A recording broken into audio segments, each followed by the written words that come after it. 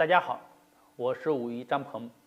我们都知道，人呢分9种体质，其中痰湿的这种体质呢，对于我们的身体影响和危害是最大的，所以也是非常不健康的一种体质。所以痰湿比较重的人，一定要去痰湿，对我们的身体呢才好。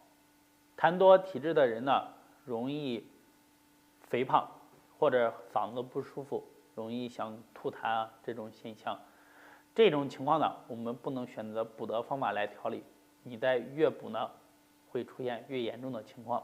在痰湿没有排出体外的情况下，越往身体里面的补，那么身体的淤堵会越来越严重的。这样情况下，可能会出现上火，有些人呢会经常的咳嗽等等一些问题。今天分享一个祛痰湿的方法，敲小腿的外侧，它可以帮助祛痰湿、减肥，效果是非常好的。好，下面呢我为大家示范和讲解。我们下面呢，首先找到要敲的位置，第一个就是膝关节下方的外侧，好，到我们的脚踝外侧脚踝这一段距离，然后用手给它捋一下。这个地方你感受一下，这个肉是小腿上非常厚的，如果经常锻炼，这个地方也非常的硬，或者不通的人也会。大家摸一摸，你的肌肉是什么样的感觉？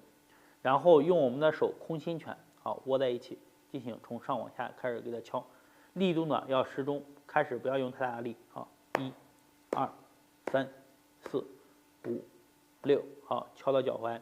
我们一般尤其是敲到这个肉最多的地方，如果你痰湿或者是比较重的人，这一敲是非常的酸痛，这个酸痛呢会向上，这个酸痛呢会向上或者向下的，然后游走。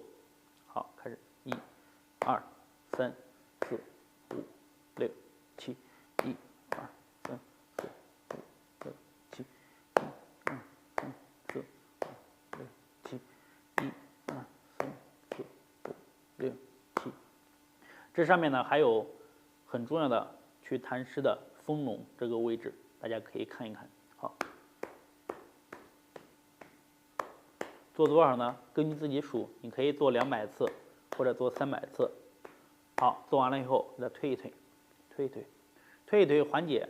这样的话，你第2天你这个地方就不会那么酸那么痛。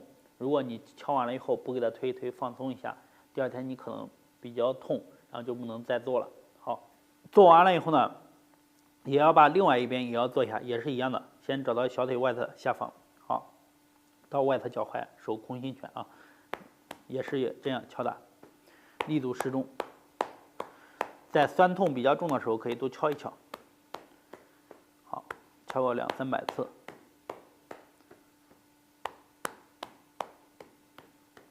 好，敲完了以后给它推一推，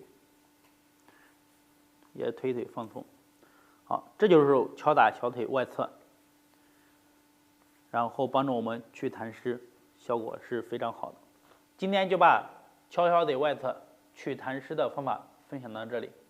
如果说你经常嗓子里面有痰不舒服，或者是身体肥胖、臃肿的人，可以试一试这个方法。大家在做的过程中呢，有什么问题，可以在下方评论留言和我进行交流。谢谢。